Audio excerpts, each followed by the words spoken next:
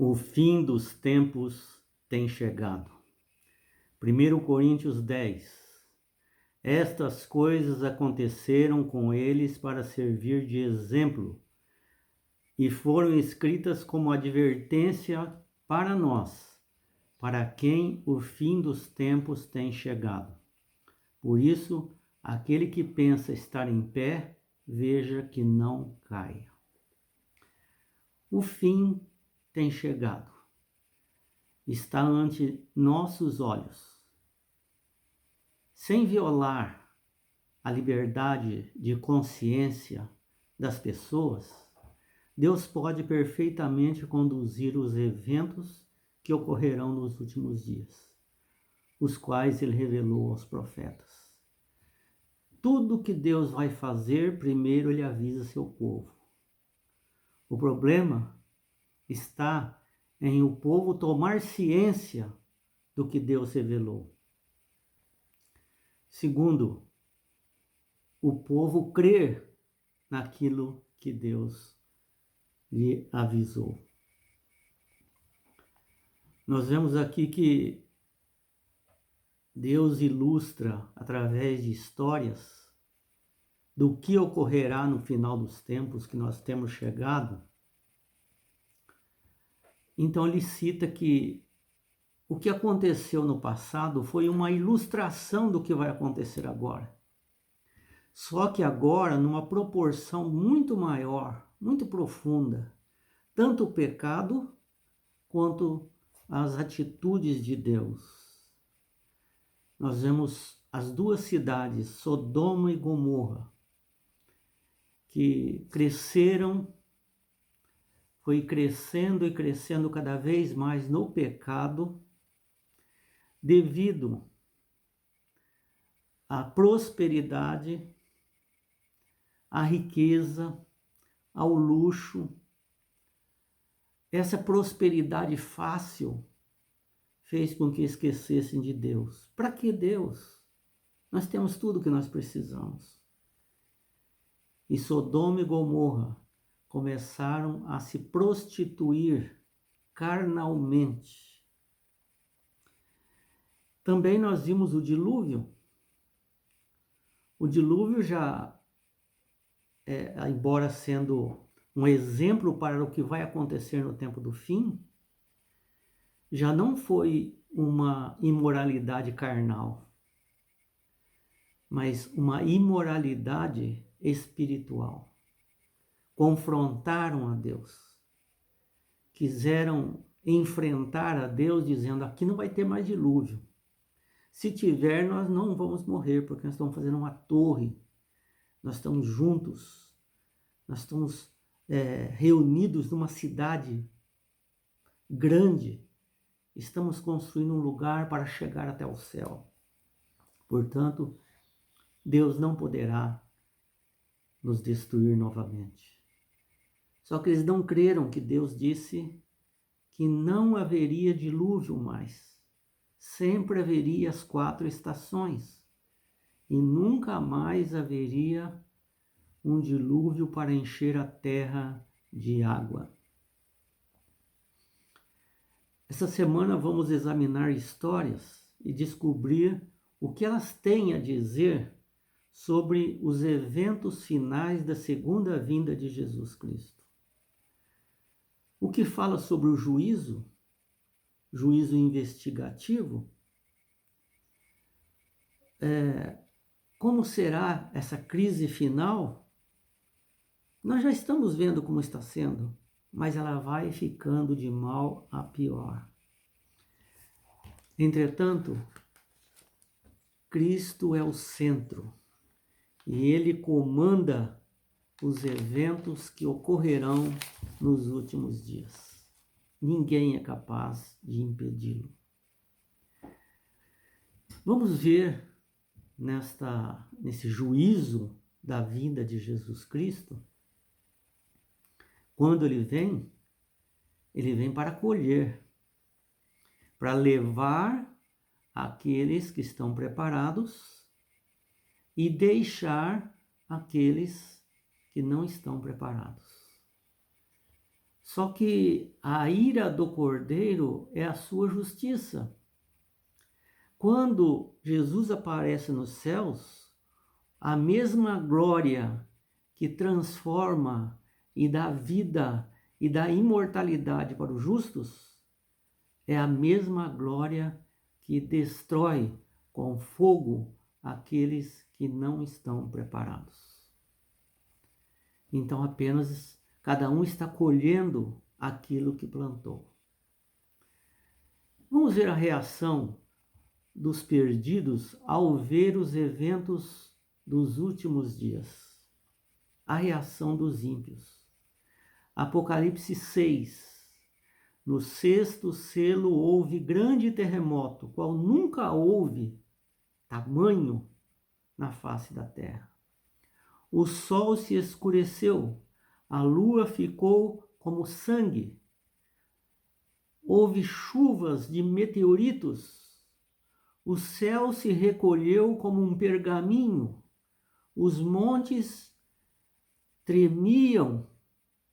Os ímpios se escondem então nas cavernas, nos penhascos, nos montes e pedem para que caiam sobre eles, pedem a morte. Olha só o que eles afirmam depois, porque chegou o grande dia deles. E quem é que pode suster-se?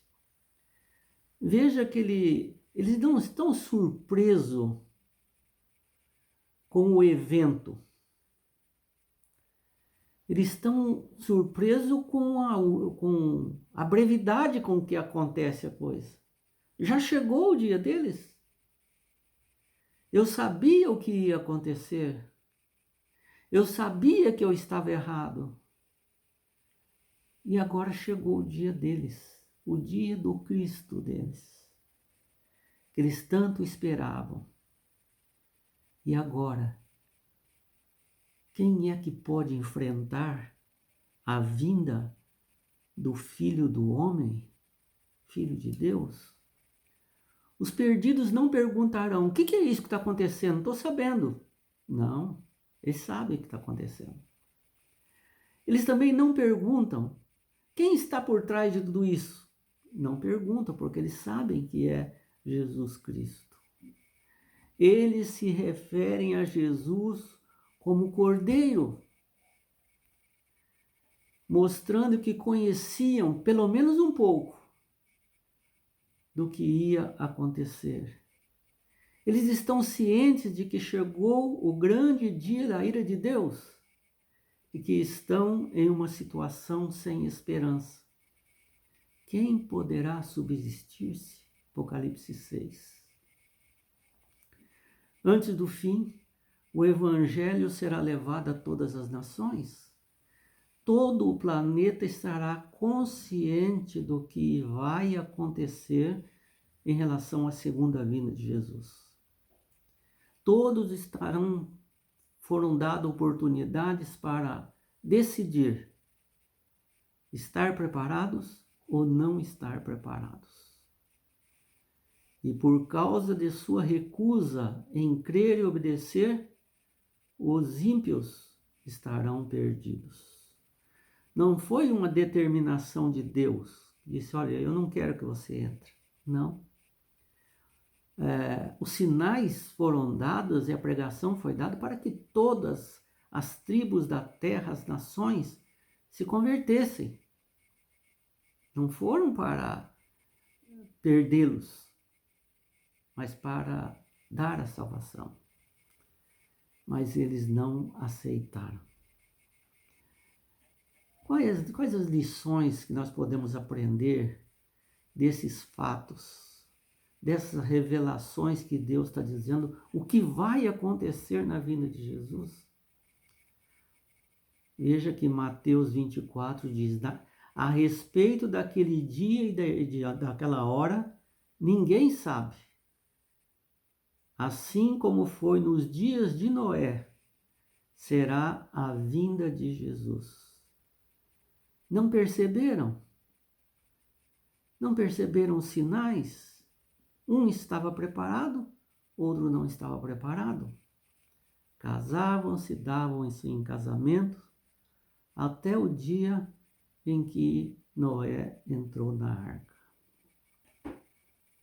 Por isso, diz aqui próprio Jesus em Mateus 24, vocês devem ficar apercebidos, vigilantes. Na segunda vinda de Jesus será uma surpresa para todos. Diante da rapidez, imaginava que ia demorar mais 1000 anos e tal. Não, mas ele já chegou. Mas eles sabem que Jesus viria. Noé pregou por 120 anos para um mundo que se recusou a crer. Mas ele não desistiu de pregar. E diz que poucos entraram na arca. Pedro escreveu em 2 Pedro 3, nos últimos dias virão escarnecedores, com suas zombarias, andando segundo as próprias paixões, dizendo, onde está a promessa da sua vinda? Porque desde que os pais morreram, todas as coisas permanecem como desde o princípio da criação. Não vai acontecer nada. Isso ainda vai demorar? Onde está a volta de Jesus? Meus parentes antigos já falavam disso? E até hoje nada aconteceu, o mundo está igual? Logo, isso não vai acontecer, pelo menos não tão já. Na percepção de cada pessoa, a segunda vinda de Jesus ocorrerá apenas em um instante após a morte. Quando a pessoa morrer, já não sabe mais nada. Quando ela ressuscitar, ela já vai estar, é como se tivesse passado um segundo, uma piscada. Talvez tenha passado 1000 anos, 2000 anos, 3000 anos, desde que ela morreu, mas para ela é como se fosse um instante, uma piscada de olhos, e ela já está viva de novo.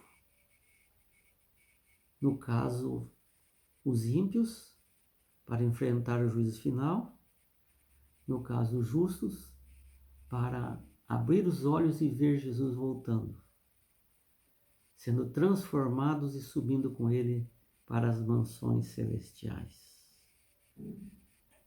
Esta verdade nos ajuda a lidar com a demora da volta de Jesus. Ah, Jesus está demorando. Jesus fala, não, eu não estou demorando, eu não quero que ninguém se perca, mas que todos chegam ao arrependimento. Outra história também interessante é a história de Noé. Noé viveu num mundo muito promíscuo, só que ele era um homem justo, temente a Deus, reto, que se desviava do mal. E Deus sabe fazer a separação entre justos e injustos.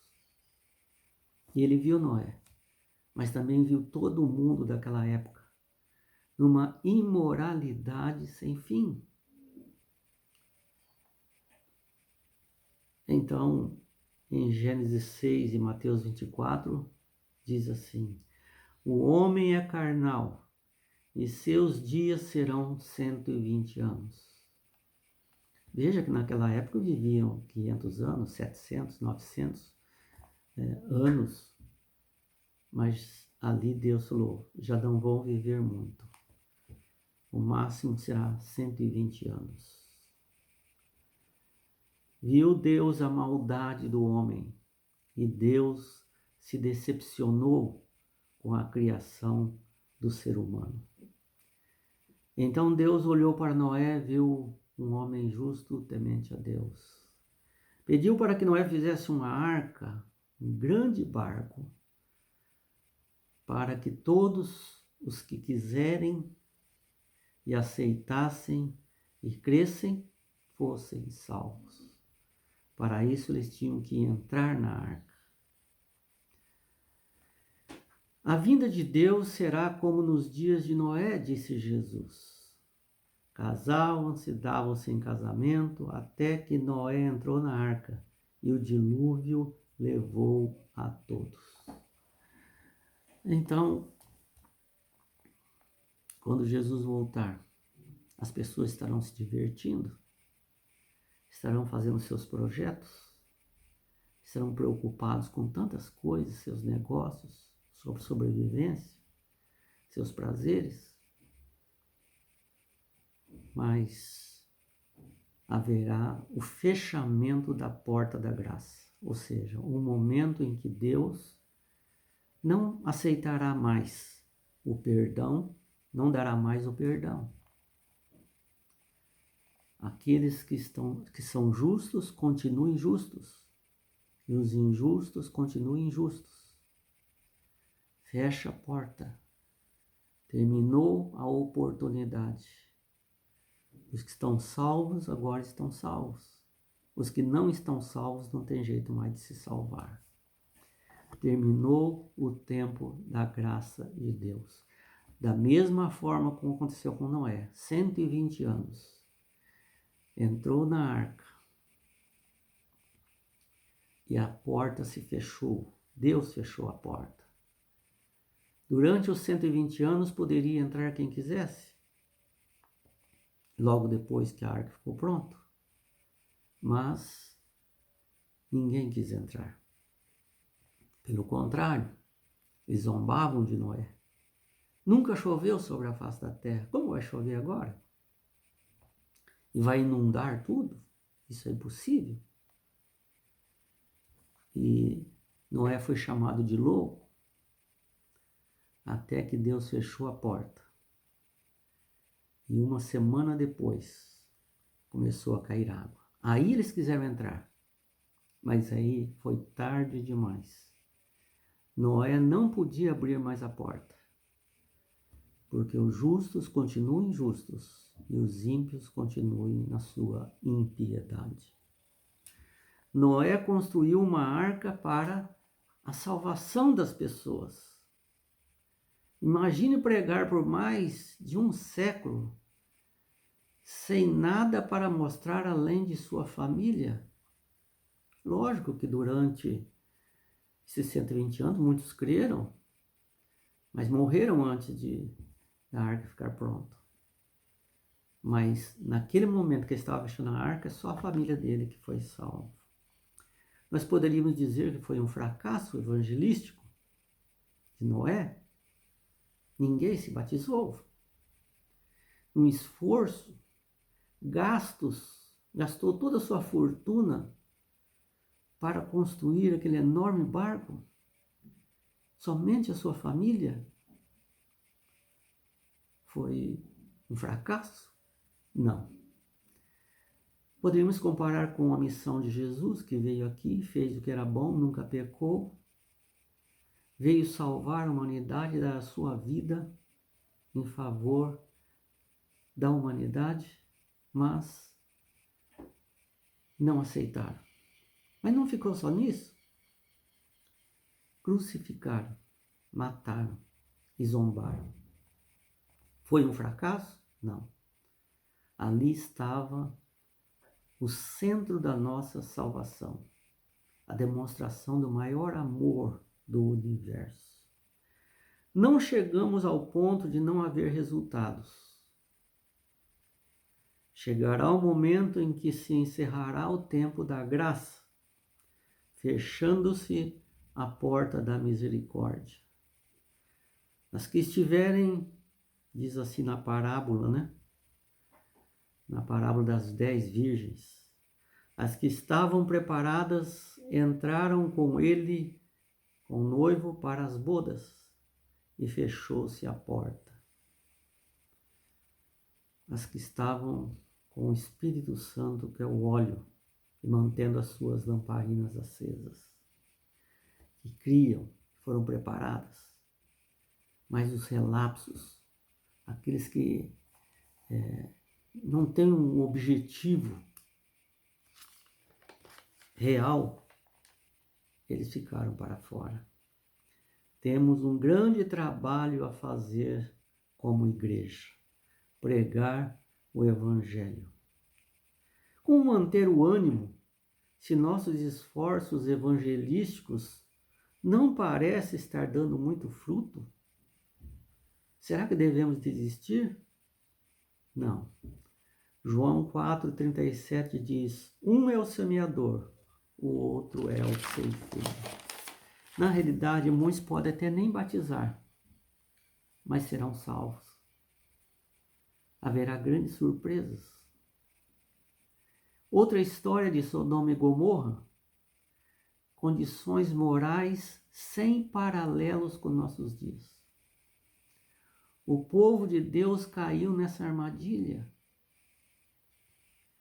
Veja que Sodoma e Gomorra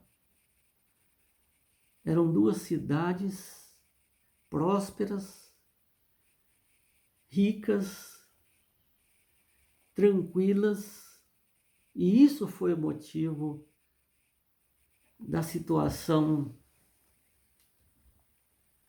piorar a tal momento no campo espiritual que eles se tornaram devassos. Não tinham que inventar mais. A destruição de Sodoma e Gomorra, essas cidades ficaram famosas por sua maldade e se tornaram o primeiro exemplo de uma cidade populosa destruídas pelo fogo do céu.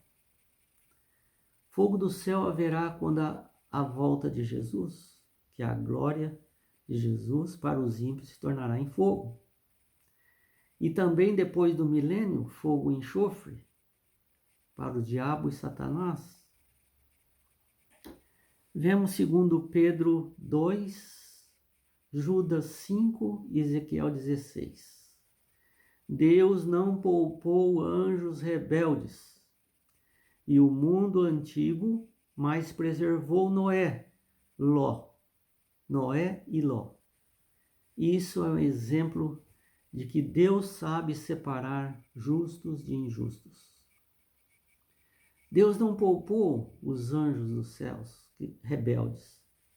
Por que pouparia nós sendo rebeldes contra Deus?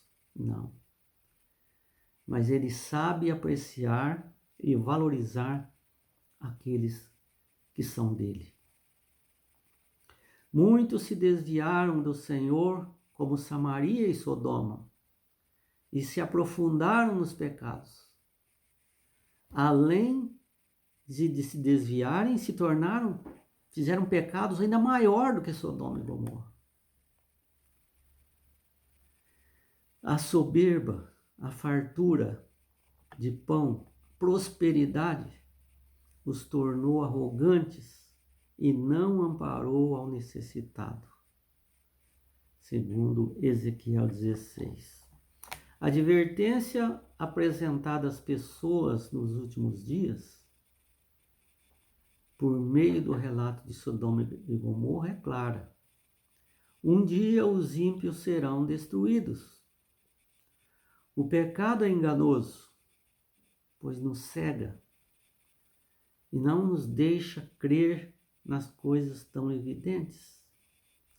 Somos rápidos para reconhecer o pecado dos outros. E Deus falou sobre quanto amor derramou sobre sua nação. Embora não tenham cometido os mesmos pecados que Sodoma e Gomorra, se corromperam ainda mais do que elas, porque foram atrás de ídolos, que seria o pecado espiritual. Então, Israel cometeu o pecado espiritual, Ezequiel 16. Paulo apresentou uma longa lista de pecados que poderia ter sido escrito com base nos jornais de hoje, Romanos 1,18. É impressionante como Paulo detalha o que está acontecendo hoje, em nossos dias, e que vai se aprofundar cada vez mais esses tipos de pecado, e que no tempo de Paulo praticamente nem existia, mas nos últimos dias vai ter esses pecados. Se você quiser, leia Romanos 1,18. É impressionante como Deus sabe o que vai acontecer. Deus tinha a intenção de levar o povo a entender a gravidade de seus pecados. Veja como às vezes a gente, para condenar outras pessoas, é muito fácil. A gente rapidamente sabe o que é certo ou errado e já pronuncia a sentença. Foi o que aconteceu com Davi.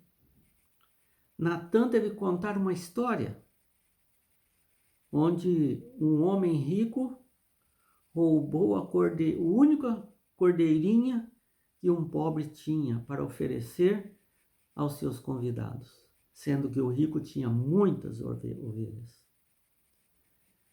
Então Davi ficou cheio de ira, segundo Samuel 12:5,